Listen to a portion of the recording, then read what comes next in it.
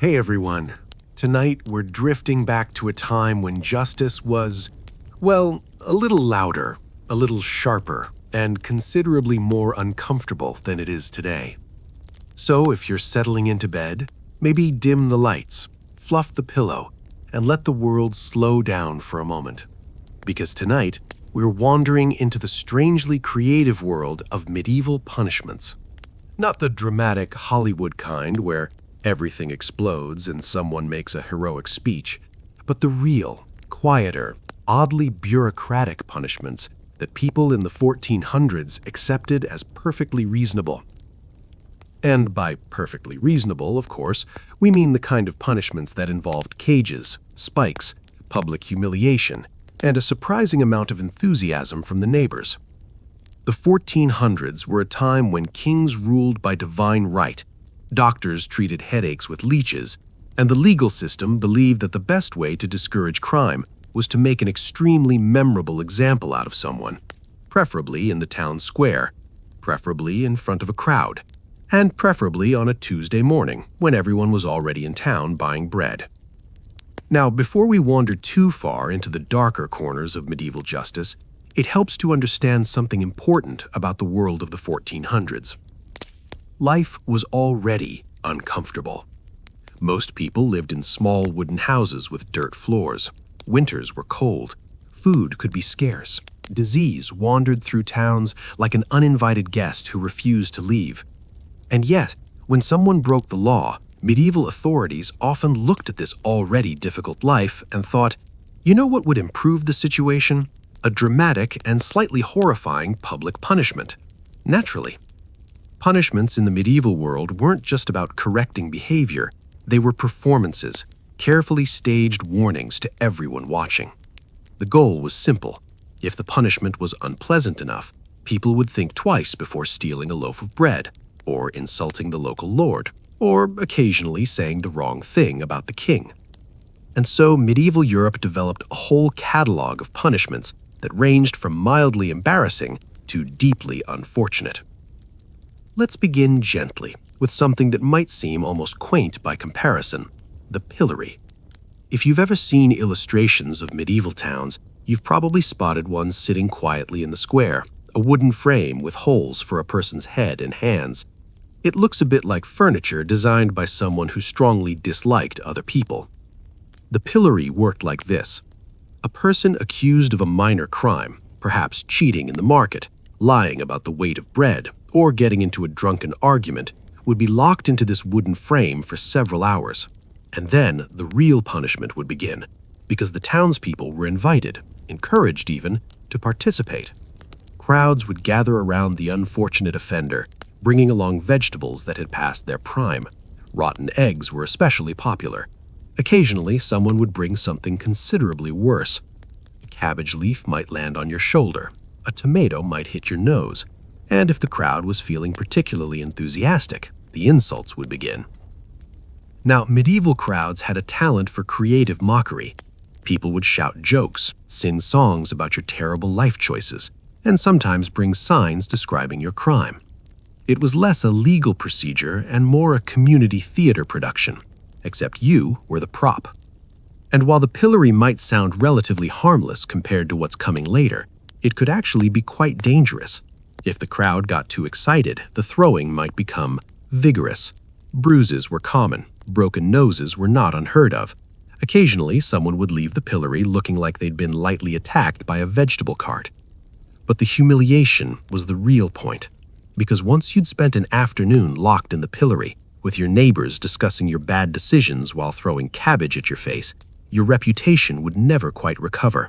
Medieval justice loved embarrassment. Which brings us gently, and perhaps inevitably, to the stocks.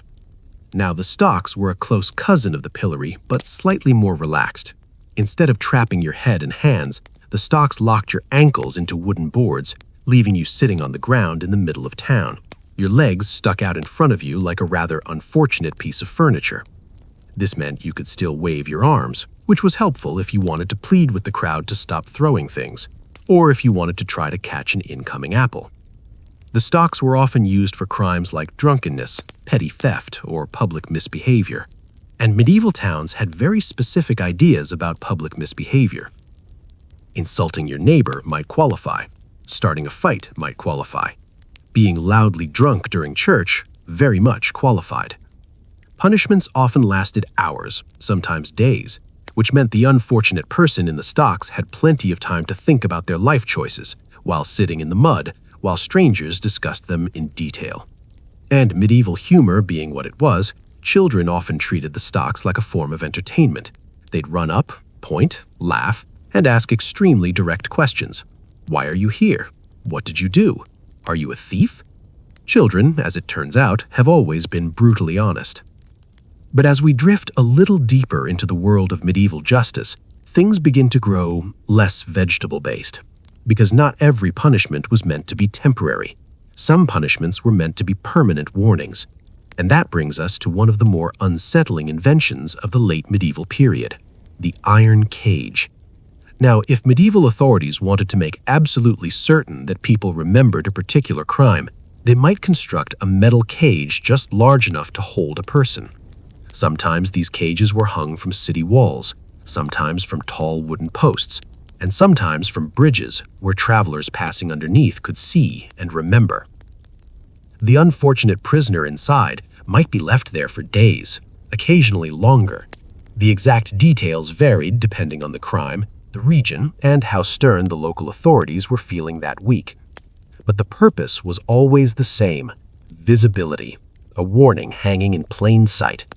Medieval governments didn't have newspapers, radio, or television, but they did have a strong sense of visual messaging, and a human-shaped cage hanging near the city gate was about as clear a message as you could get. Interestingly, these cages were sometimes left hanging even after the prisoner was gone, which meant travelers approaching the town might see an empty metal cage gently swaying in the wind, a quiet reminder that the town took its laws very seriously, and perhaps that visitors should behave themselves. But medieval justice still had many, many more ideas, because if there's one thing the 1400s proved repeatedly, it's that people with authority and a blacksmith nearby can invent an astonishing number of uncomfortable devices. Take, for example, the wonderfully named scold's bridle. Now, the scold's bridle was used primarily for people, often women, accused of gossiping, arguing, or speaking too loudly in public, which, in medieval terms, covered a surprisingly large portion of normal conversation. The device itself looked a bit like a metal mask. It wrapped around the head and included a small metal plate that sat inside the tongue, pressing down on the tongue. This made speaking difficult, which was rather the point. Someone forced to wear the bridle might be paraded through the streets or chained in a public place while neighbors watched. Again, humiliation was key. Medieval justice believed strongly in social correction through embarrassment. If enough people watched you being punished, the thinking went, everyone else would behave better. And sometimes, perhaps, they did. But as we continue drifting through the legal imagination of the 1400s, we eventually arrive at punishments that were designed not just to embarrass, but to terrify. Because medieval rulers faced a constant problem: rebellion, plots, conspiracies.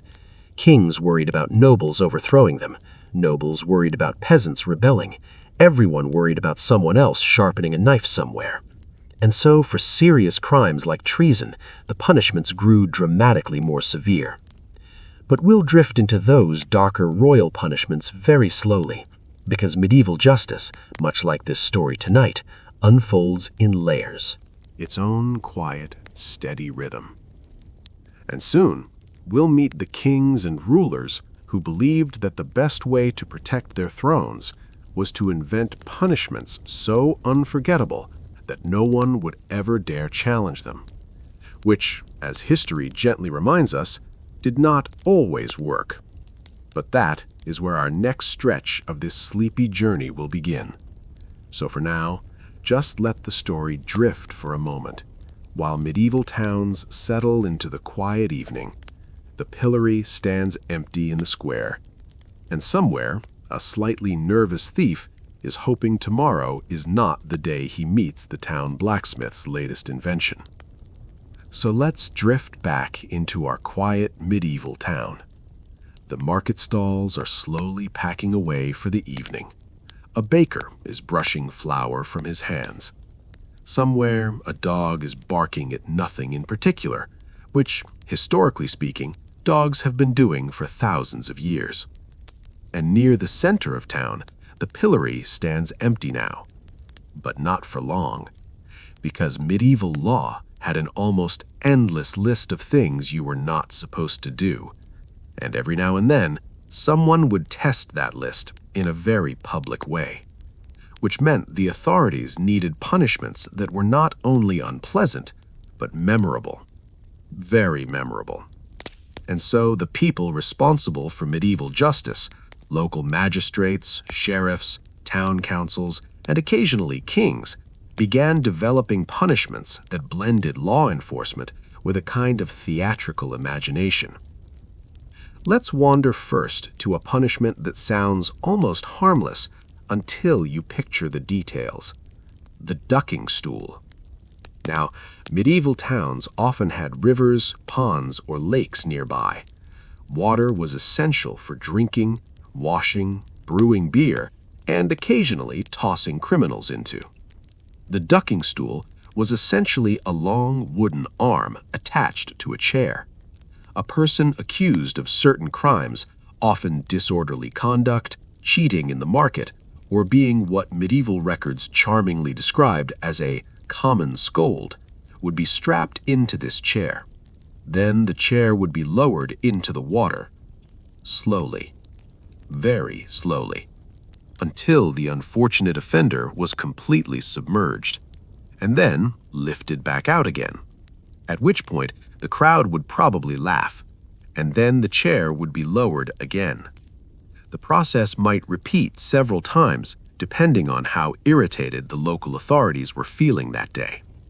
Now, technically, the ducking stool was meant to be humiliating rather than deadly.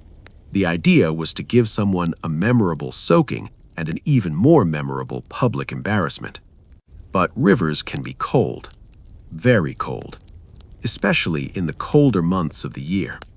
So while the punishment was supposed to be corrective, it could occasionally become much more dangerous than planned.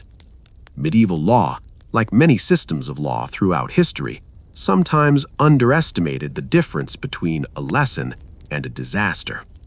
But let's float gently away from the water for a moment and step into a darker corner of the medieval justice system, because not all crimes were treated with dunking chairs and vegetables. Some crimes were considered threats to the entire social order, and for those crimes, the punishments were designed to be unforgettable. One of the most feared punishments of the late medieval period was branding.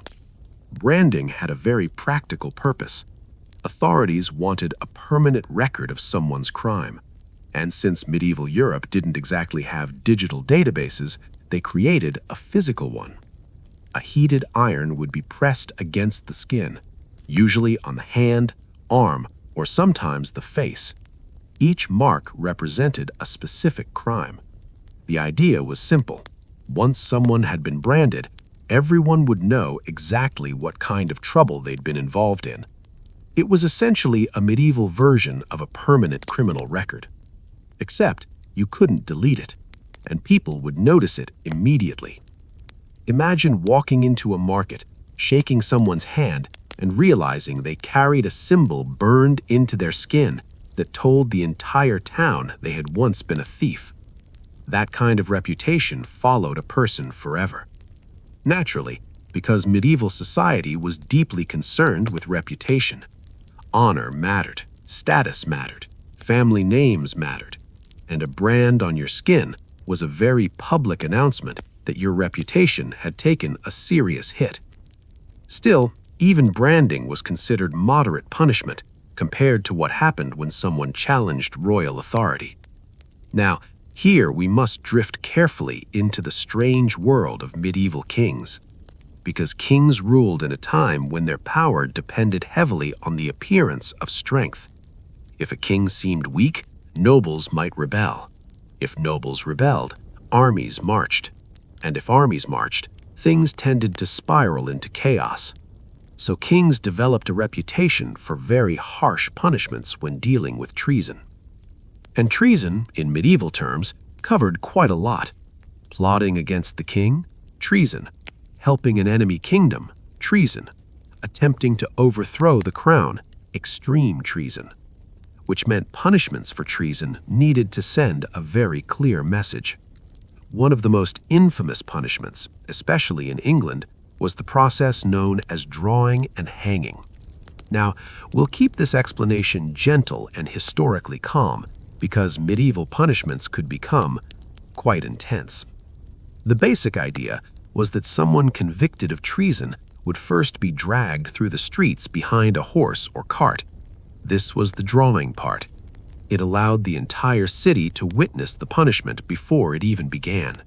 The crowd would gather along the streets, watching the condemned person being transported to the execution site.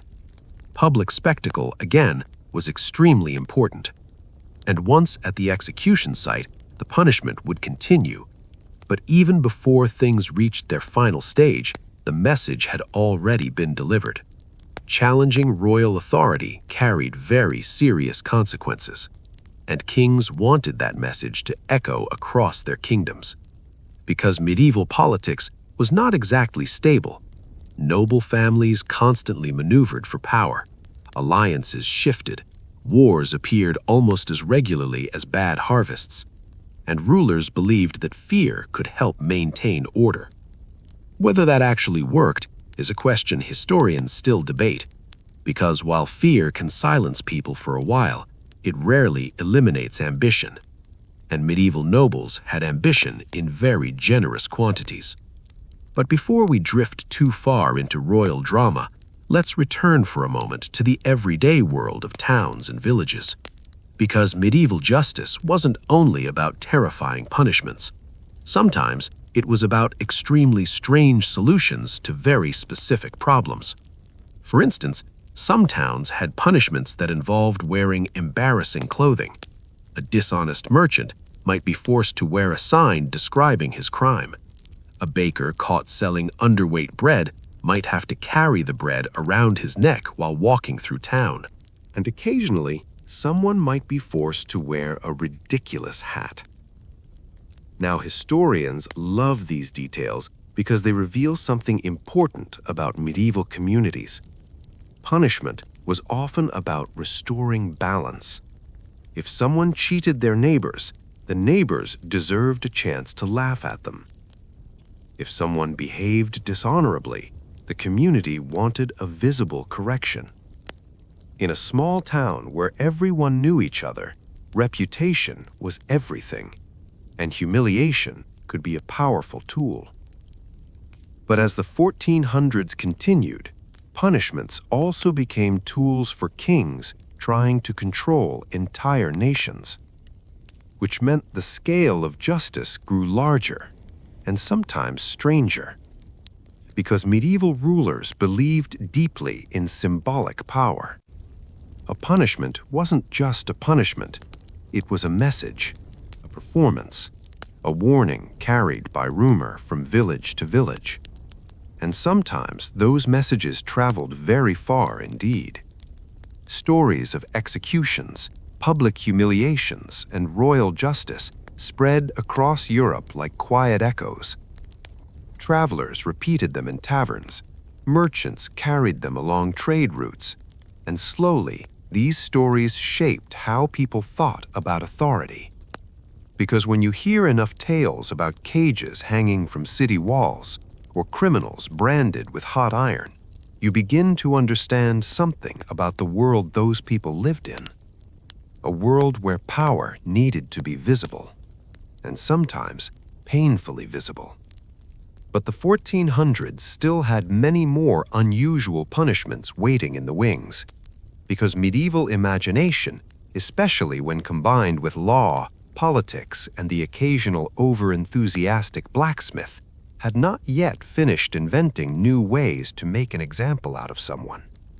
And soon, we'll drift into the stories of rulers who believed punishment was not just about law, but about control. And those rulers, as it turns out, could be surprisingly petty, which makes the next stretch of our sleepy journey through medieval justice just a little more bizarre. So settle back for a moment. The torches in the town square are flickering low. The crowd has gone home. And somewhere, a medieval judge is probably thinking very carefully about the next punishment he might invent, just in case someone decides to steal another loaf of bread tomorrow. Now, let's ease back into our wandering journey through the 1400s. The town square is quiet again. The torches have burned low. Somewhere in the darkness, a guard is pacing slowly along the wooden gate, probably wishing he were asleep instead. And tomorrow morning, when the sun rises, the square will once again become a stage. Because in the medieval world, justice rarely happened in private. It happened in front of everyone. You see, rulers in the 1400s believed something very strongly. Punishment only worked if people saw it. If a thief was punished quietly in a room somewhere, the lesson might disappear. But if that same thief stood in the town square with hundreds of neighbors watching, the lesson would spread like gossip. And gossip, as it turns out, traveled faster than any royal messenger. So public punishments became part of everyday life. Children grew up watching them. Merchants paused their trading to see them. Farmers visiting town might stumble across one by accident and decide to stay a while. It was grim entertainment, but it was entertainment nonetheless. And medieval crowds were not quiet observers. They talked, they shouted, they laughed. Sometimes they argued with the officials. Occasionally, they even tried to interfere, which meant that punishments had to be dramatic enough to keep the crowd's attention and intimidating enough to remind everyone who was in charge. This is where the medieval gallows enter the picture. The gallows were usually built just outside the city walls or on a hill where travelers could see them from a distance. Tall wooden beams, simple in design, but unmistakable in purpose. And once a gallows was built, it often stayed there permanently. Executions might only happen occasionally, but the structure remained, standing silently against the sky. A reminder. Medieval travelers approaching a town sometimes spotted the gallows long before they reached the gate, which created a very clear message. This town enforces its laws. Some towns even left executed criminals hanging for a while after the punishment was complete. Again, this was about visibility. The sight was meant to linger in the minds of anyone passing by. Grim, yes, but medieval rulers believed strongly in visible warnings. Now, interestingly, executions themselves often followed a very ritualized process. First came the announcement. Officials would publicly declare that someone had been convicted of a crime, often theft, murder, or treason. Then came the procession. The condemned person would be escorted through the streets, usually surrounded by guards, sometimes accompanied by priests offering final prayers. Crowds lined the route. Some people watched quietly. Others shouted. And occasionally someone might throw something, not unlike the pillory crowds we visited earlier. Because medieval spectators had a complicated relationship with punishment. They feared it, but they also watched it with intense curiosity. Humans, it seems, have always been drawn to dramatic moments, even uncomfortable ones. By the time the procession reached the gallows, the crowd might number hundreds. Vendors sometimes appeared selling food or drink, because if you were going to stand around for a public execution, you might as well have a snack. It was a strange mixture of solemn ceremony and casual observation. And once the punishment was carried out, the crowd slowly dispersed. People returned to their homes, their farms, their shops. life resumed. But the memory lingered. That was the entire point. Now, while hanging was the most common form of execution across much of Europe, medieval authorities occasionally developed unusual methods. Some were intended to match the crime itself. This idea, known as symbolic punishment, was very appealing to medieval judges. For example, counterfeiters, people who made fake coins, might have their punishment tied directly to the crime. After all, tampering with money threatened the stability of the kingdom, and kings were very protective of their currency. Similarly, arsonists who set fires in towns built mostly from wood and straw were seen as particularly dangerous.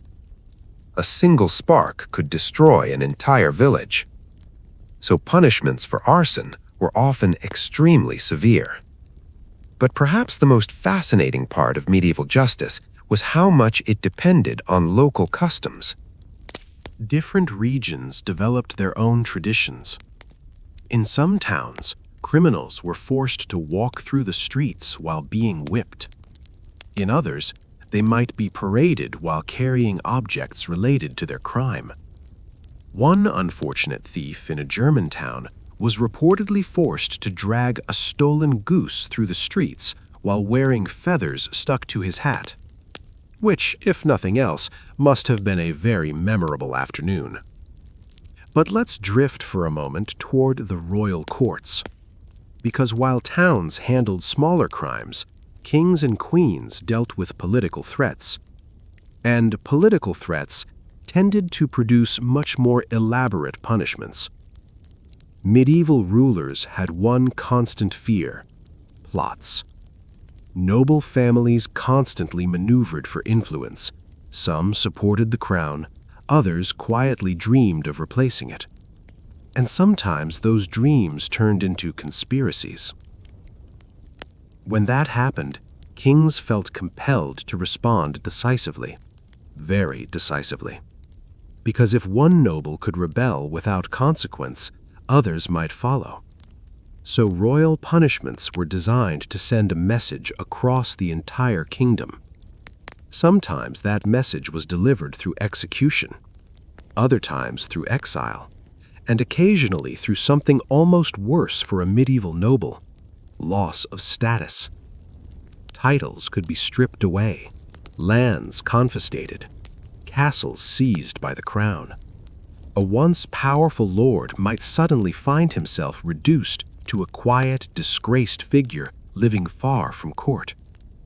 For aristocrats raised in luxury and influence, this kind of fall could be devastating. In many ways, medieval politics revolved around reputation just as much as medieval village life did. Honor mattered everywhere, and losing it publicly could be a kind of social death. But kings didn't always rely on punishment alone.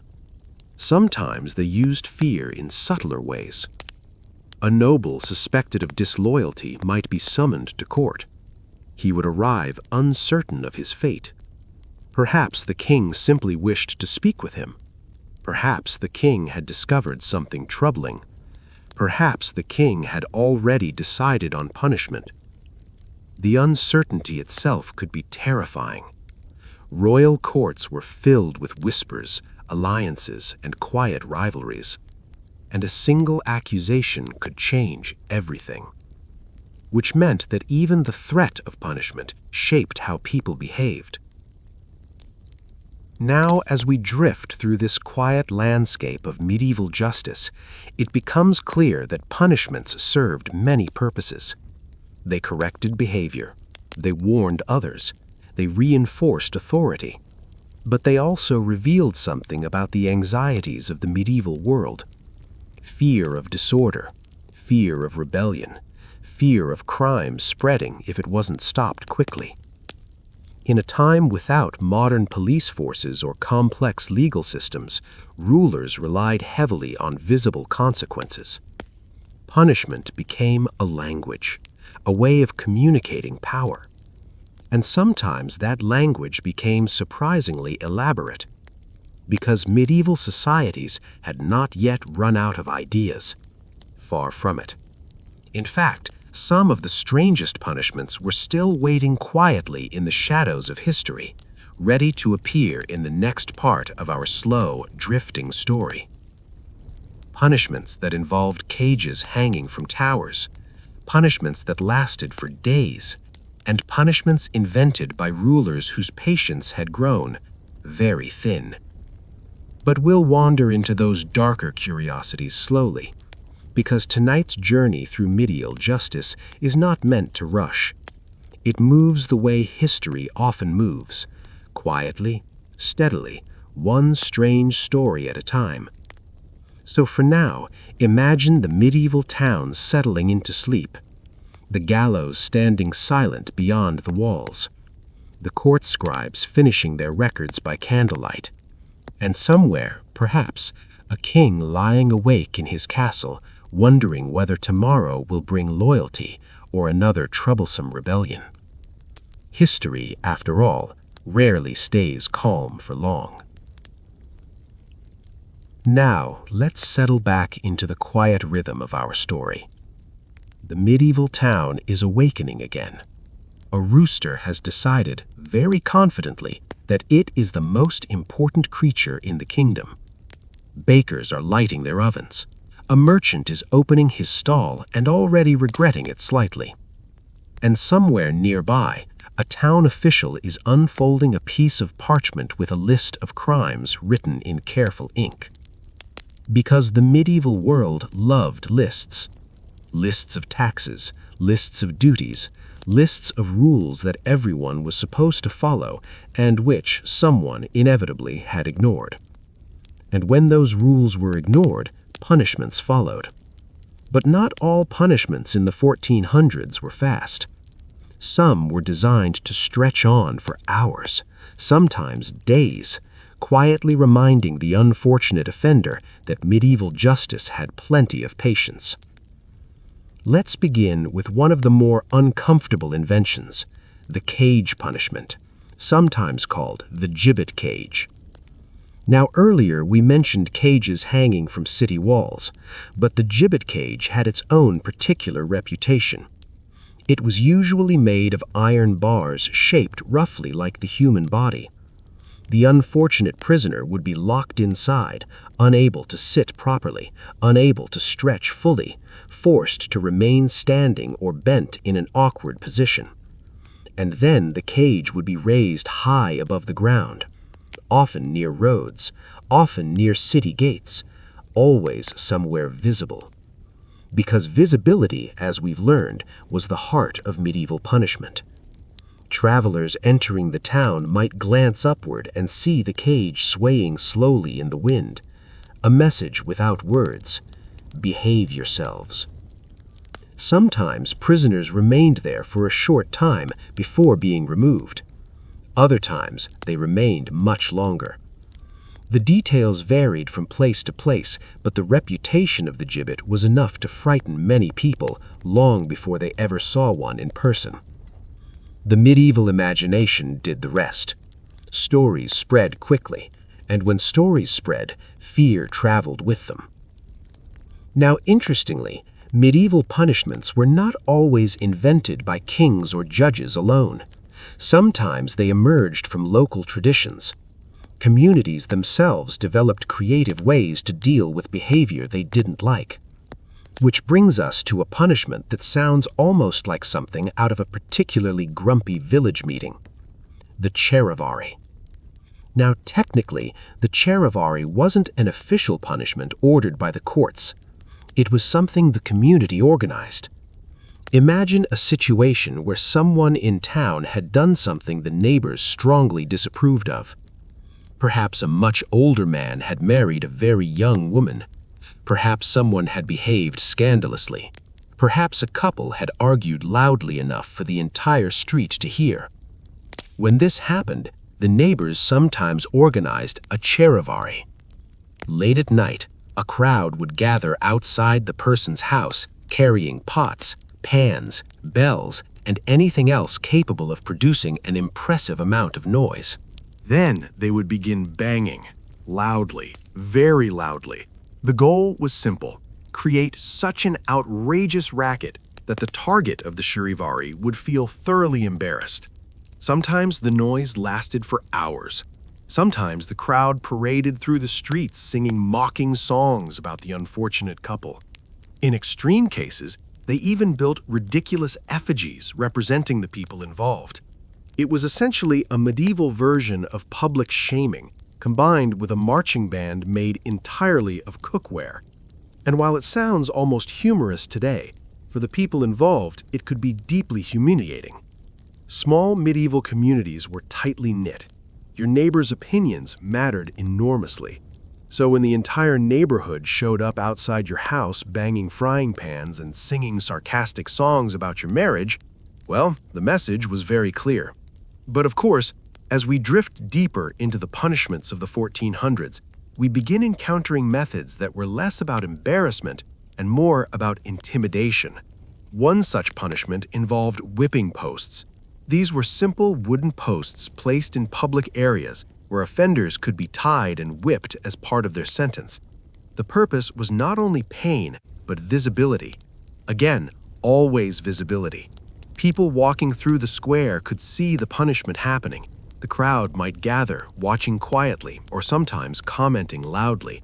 And afterward, the offender would be released with a very public reminder of what had just happened. Now, medieval societies believed strongly in the idea that punishment corrected behavior. Whether that belief was accurate is another question entirely. But to the people living in that world, it made sense. They lived in communities where reputation mattered enormously, where laws were enforced by local authorities rather than distant bureaucracies, and where examples were considered powerful teaching tools. Sometimes those examples were gentle, sometimes not so gentle. And occasionally, medieval rulers developed punishments that seemed almost designed to inspire dread rather than correction. Take the case of exposure punishments. In certain regions, criminals might be tied to posts or structures outdoors for long periods of time, sometimes during harsh weather. Rain, wind, and cold became part of the punishment. Crowds passing by might stop and stare. Children might whisper questions. And slowly the hours would stretch into something far longer than the crime itself. It's easy to imagine how intimidating such punishments appeared to ordinary people. Because in the medieval world, survival was already difficult. Adding public punishment on top of that, well, it made the lesson very clear. Still, not every punishment involved pain or humiliation. Sometimes rulers relied on something surprisingly simple: banishment. Banishment meant being expelled from the town, the region, or occasionally even the entire kingdom. Now, to a modern person, this might sound almost mild compared to cages and whipping posts, but in the medieval world, banishment could be devastating. Your entire life was tied to your community, your work, your family, your reputation, your safety. Leaving that behind meant starting over somewhere unfamiliar, where no one knew you, and where suspicion might follow you. Travel itself was dangerous. Roads were rough, bandits existed, and strangers were not always welcomed warmly. So banishment carried its own quiet severity. It removed a person from the only world they understood. And once again, the message spread. Word would travel that someone had been expelled for their crimes. Neighbors would discuss it. Travelers would repeat the story in taverns, and the warning would echo across the countryside. Because medieval justice relied heavily on stories. Stories about punishments, stories about kings enforcing order, stories about people who had crossed the line. Each story became part of a larger message about how the world worked. Follow the rules, and life might continue peacefully. Break them, and you might end up in the stocks or the pillory, or perhaps leaving town entirely with your belongings tied to a cart. But despite all these punishments, the medieval world remained stubbornly chaotic. Crimes still happened. Arguments still erupted. People still stole bread, cheated in markets, or insulted the wrong noble at the wrong time. Human nature, it seems, has always been a little difficult to regulate completely. And kings, well, Kings sometimes grew very frustrated about that, which meant that in the coming years and the coming parts of our story, some rulers would attempt to make punishments even more dramatic, even more visible, and occasionally even more bizarre. Because if the punishments of the 1400s teach us anything, it's that medieval justice was not lacking in imagination, not even slightly. But for now, let's allow the medieval town to quiet down again. The whipping post stands empty. The cage near the gate sways gently in the wind, and somewhere in the distance, a traveler approaches the town road, glancing nervously at the structures ahead and hoping very much that whatever laws exist here, he has not accidentally broken one already. History, after all, has a way of surprising people.